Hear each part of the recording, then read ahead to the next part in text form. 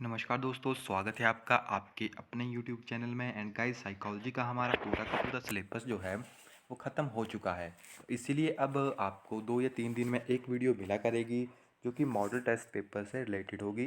तो आज हम फर्स्ट मॉडल टेस्ट पेपर आपके लिए लेकर आए हैं एंड आप इसका आंसर दे सकते हैं। हम आपको 5 to 10 सेकंड देंगे क्योंकि 30 क्वेश्चन है एंड आपको पता है एग्ज़ाम में आपके पास 30 ही मिनट क्वेश्चंस को करने के लिए होते हैं। तो 30 मिनट में 30 क्वेश्चन आपको करने हैं, बट हम 1 मिनट आपको नहीं दे सकते क्योंकि वीडियो काफ़ी लंबी हो जाएगी। 30 मिनट यानी आप समझ सकते हैं कि कितनी लंबी वीडियो हो जाएगी। तो जब तक हम क्वेश्चंस को आपके लिए यहाँ पे रिपीट करेंगे, ऑप्शंस को रिपीट करेंगे, तब तक आप इसका आंसर हमें नीचे दे दीजिएगा। एंड लास्ट में जब वीडियो ख़त्म हो जाएगी तो उसके बाद आप हमें कमेंट करके ज़रूर बताइएगा कि आपके 30 में से कितने क्वेश्चन सही हुए हैं। ओके, सो चलिए वीडियो को शुरू करते हैं। और आपने तो पहला क्वेश्चन तब तक पढ़ भी लिया होगा। So which of the following is a character of gifted learner. जो गिफ्टेड लर्नर है उनका जो करेक्टर है वो किस तरह का होता है। हमारे पास ऑप्शन है, ही can feel under stimulated and bored if the class activity are not challenging enough, he is highly temperamental and he engages in ritualist behavior like handle flipping, rocking etc. He get aggressive and frustration. तो अगर आप देखोगे तो यहाँ पे जो right answer बनेगा वो बनेगा ऑप्शन नंबर 1। नेक्स्ट हमारे पास, a teacher can enhance effective learning in her elementary classroom by. एक टीचर जो है अच्छा इफ़ेक्टिव लर्निंग बिहेवियर या इफ़ेक्टिव लर्निंग एनवायरनमेंट बना सकता है एलिमेंट्री क्लास में with the help of drill and practice, encouraging competition among her student, connecting the contact to the life of the student, offering reward for a small step in learning.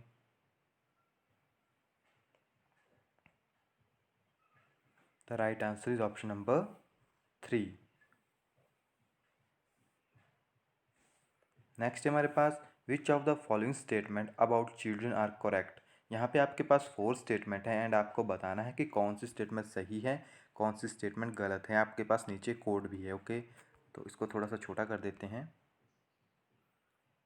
तो first है, children are passive recipient of knowledge, children are problem solver, children are scientific investigator, children are active explore of the environment. तो यहाँ पे कौन कौन सी statement जो आपके पास सही है रिलेटेड टू चाइल्ड। तो चाइल्ड जो है आपके पास एक्टिव पार्टिसिपेंट होने चाहिए। सेकंड भी सही हो सकता है आपके पास, थर्ड भी सही हो सकता है एंड फोर्थ भी। तो ऑप्शन नंबर 1 जो है आपके पास सही है। एंड नेक्स्ट क्वेश्चन है हमारे पास, which of the following is the most effective method to encourage conceptual development in student. सबसे अच्छा मेथड कौन सा होता है स्टूडेंट के अंदर कंसेप्चुअल नॉलेज को एनहांस करने का। आपके पास ऑप्शन है, replace the student incorrect idea with correct one by asking them to memorise and give student multiple example and encourage them to use reasoning and use punishment till student have made the required conceptual change and new concept need to understand and own without any reference to the old one.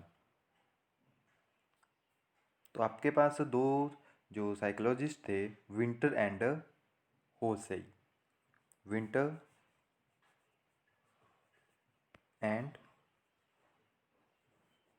होसेई। Okay, इन्होंने कहा था कि most effective method to encourage conceptual development in student is give to multiple example and encourage them to reasoning. Okay, so यहाँ पे second जो है आपके पास राइट आंसर है। नेक्स्ट है हमारे पास, primary school children will learn most effectively in an atmosphere.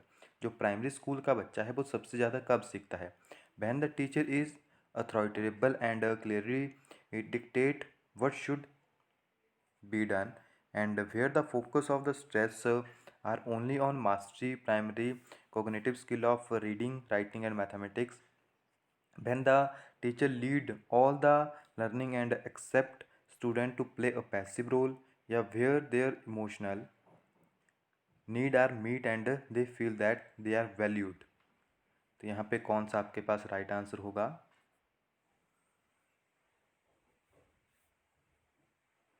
Option number 4, हमें स्टूडेंट को वैल्यू देनी चाहिए। नेक्स्ट है हमारे पास, a child see a crow flying past the window and say a word.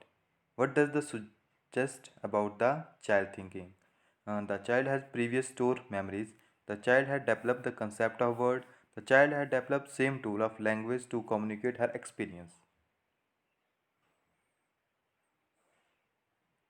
तो ये तीनों के तीनों आपके पास सही हैं।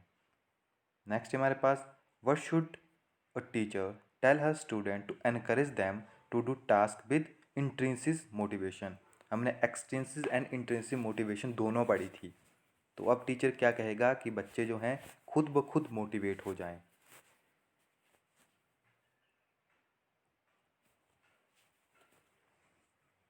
तो यहाँ पे आपके पास ऑप्शंस हैं, when can not you be like him, see he has done it perfectly, complete a task fast and get a toffee, try to do it, you will learn, and come on finish it before she does. So try to do it, you will learn. Okay, that is a intrinsic motivation. How can a teacher encourage her student to be intrinsically motivated toward learning for sake of learning? तो यहाँ पे आपके पास option है, मैं option नहीं बोलूँगा guys क्योंकि काफ़ी ज़्यादा टाइम लग रहा है। मैं आपको 5 से 10 सेकंड दूंगा, या तो आप वीडियो को पॉज करके भी इनके आंसर दे सकते हैं। तो यहाँ पे राइट आंसर होगा by supporting them in setting individual goal and mastery. Next है हमारे पास, in an elementary classroom an effective teacher should aim at student to be motivated. तो to learn so that they become curious and love learning for its own sake. And which of the following is an example of effective school practice? Best example कौन सा है? वो है आपके पास individualised learning.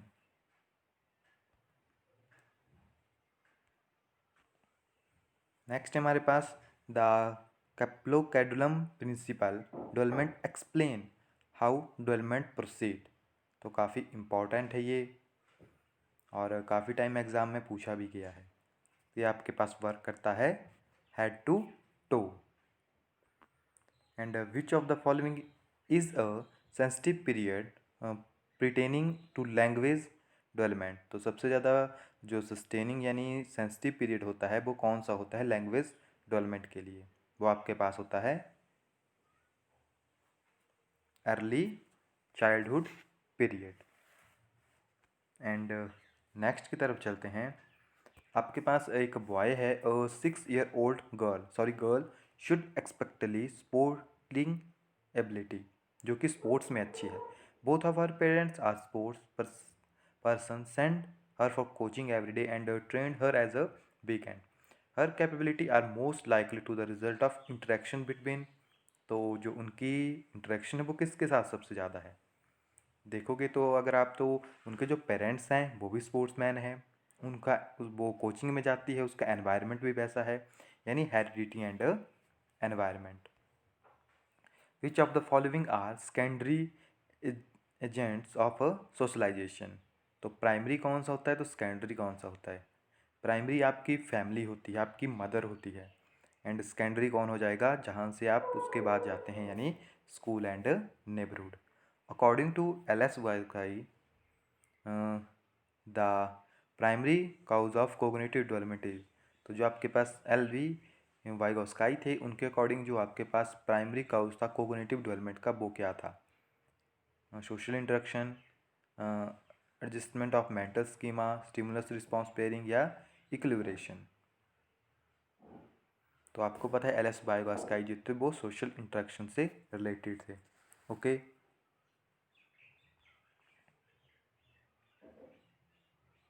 Next है हमारे पास, in the context of Kohlberg state of moral reasoning under Which stage would the given typical reason of a child fall?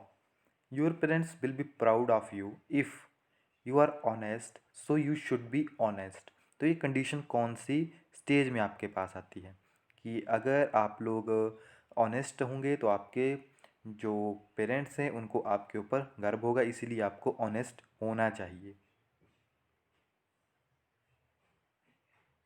तो ये आपके पास good girl and good boy orientation के अंदर आता है। ओके। एंड स्टेज वन जैसे punishment and obey हो गई। स्टेज टू आपके पास instrumentation and relative orientation. Third में आपके पास गुड बॉय आता है। तो ये जो है आपके पास गुड बॉय एंड बैड या good girl good boy orientation के अंदर आएगा। अकॉर्डिंग टू जीन प्याजे which of the following is necessary for learning. अब जीन प्याजे के अकॉर्डिंग नेसेसरी क्या था लर्निंग के लिए? तो प्याजे का इम्पैक्ट जो था बहुत था थ्योरी के ऊपर। एंड अकॉर्डिंग टू प्याजे teacher must emphasis the critical role and that experience are interact with the surrounding environment play in. तो यहाँ पे कौन सा आपके पास राइट आंसर होगा? Active exploration of the environment by learner. And according to Jean Piaget, schema building occur as a result of modifying new information to fix existing schema and by modifying old schema as per new information। तो ये term किस चीज़ को represent करती है? These two processes are known as। तो पहले क्या हुआ? schema build occur at a result of modifying new information to fit exist information। तो इस टर्म को हम क्या कहेंगे आपके पास? तो जब उन्होंने ओल्ड में इसको फिट किया तो ये आपके पास हो गया assimilation and modify old schema. And फिर उन्होंने जो ओल्ड स्कीमा था उसको मॉडिफाई भी किया उस न्यू इन्फॉर्मेशन के साथ। So assimilation and accommodation. And in a progressive classroom step setup that teacher faculties learn by providing an environmental that so promotes discovery। And Hogwarts garden theory of multiple intelligence suggest that. तो जो Hogwarts garden ने क्या दिया था आपके पास? Multiple intelligence theory दी थी। तो उसके अकॉर्डिंग कौन सी टर्म जो यहाँ पे सही है? Teacher should use multiple intelligence as a framework for devising alternative way to teach the student matter. Second जो है इसका राइट आंसर है। एंड नेक्स्ट हमारे पास एक कंडीशन है, a 5 year old girl talk to her while try to fold a t-shirt। Which of the following statement is correct in the context of the behavior displayed by the girl। एक girl जो है वो बात करती है and वो 5 साल की है। तो जब वो किसी टी शर्ट को फोल्ड कर रही थी सो वो उस टाइम बात कर रही थी खुद से ही। सो ये किस चीज़ को जो है रिप्रेजेंट कर रहा है आपके पास? तो ये जो है आपके पास जीन प्याजे से रिलेटेड है। एंड जीन प्याजे का कहना है कि children between the age of 3 to 5 through a stage of egocentrism. Egocentric mean सारा संसार जो बच्चे के चारों तरफ घूमता है। And according to Vygotsky another aspect of language development involve private speech. तो जो एल.एस. वाइगोस्काई थे उनके अकॉर्डिंग ये प्राइवेट स्पीच थी। एंड जो जीन प्याजे थे उनके अकॉर्डिंग ये ईगोसेंट्रिक था। सो फर्स्ट जो है आपके पास यहाँ पे राइट आंसर है। ओके। नेक्स्ट हमारे पास जेंडरीज। तो ये क्वेश्चन काफ़ी टाइम पूछा जाता है। जेंडर क्या है आपके पास? तो जेंडर जो है आपके पास एक, कुछ लोग क्या करेंगे इसको बायोलॉजिकल में ऐड कर देते हैं बट ये बायोलॉजिकल नहीं है, ये आपके पास सोशल कंस्ट्रक्ट है। As a teacher who firm behave in social constructivism theory of L S. Vygotsky which of the following method would you prefer for assigning your student? तो on the basis of constructivism theory of L V. Vygotsky के according तो collaboration project to cater to individual difference in his classroom और teacher should. तो अगर teacher को अपने class में जो इंडिविजुअल डिफरेंस है उसको मेंटेन करके रखना है तो टीचर को engage in dialogue with student and their perspective या value their perspective। And assessment is purposeful if कोई भी असेसमेंट जो है वो सही तरीके से वर्क करती है कब? जब वो सही तरीके से अप्लाई हो रही हो, सही तरीके से वो फीडबैक दे रही हो। It serve as a feedback for the student as well as a teacher. According to NCF the teacher या the role of teacher has to be, तो ये तो कल हमने किया था, अगर आपने वीडियो देखी है तो आपको पता होगा, facilitative, okay. And research suggests that in a diverse classroom, a teacher expectation from her student dash test their learning. जो आपके पास डाइवर्स क्लासरूम होंगे उसमें जो टीचर है वो किस तरह की एक्सपेक्टेशन रखता है अपने स्टूडेंट से on the concept of learning. तो for her student should not be correctly with their learning, okay. तो इसका सेकंड जो है आपके पास राइट आंसर हो जाएगा। एंड नेक्स्ट की तरफ चलते हैं।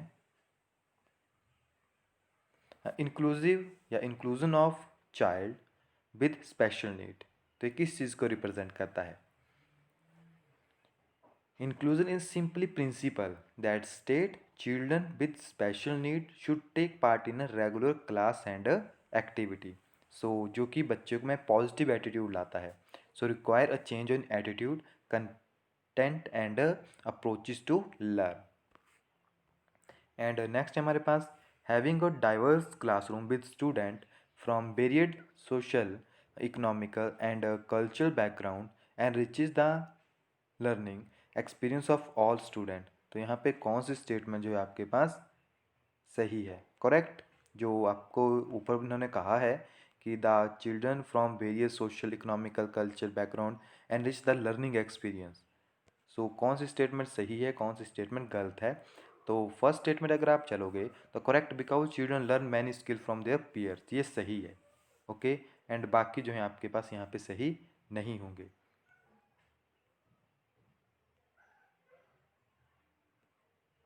एंड लास्ट क्वेश्चन है हमारे पास, a children with hearing empowerment, तो हमें क्या करना चाहिए अगर किसी बच्चे में कोई सुनने की प्रॉब्लम है तो? सो यहाँ पे जो राइट आंसर होगा वो आपके पास होगा, can do very well in regular school if suitable faculties and resource are provided. तो guys first model test paper यहाँ पे एंड होता है। आप हमें कमेंट करके ज़रूर बताइएगा कि आपके कितने क्वेश्चन जो हैं इसमें सही हुए हैं, ओके। काफ़ी इम्पॉर्टेंट है, इसी तरह के क्वेश्चन एग्ज़ाम्स में पूछे जाते हैं। सो मिलते हैं नेक्स्ट वीडियो में, तब तक के लिए thank you, have a nice day.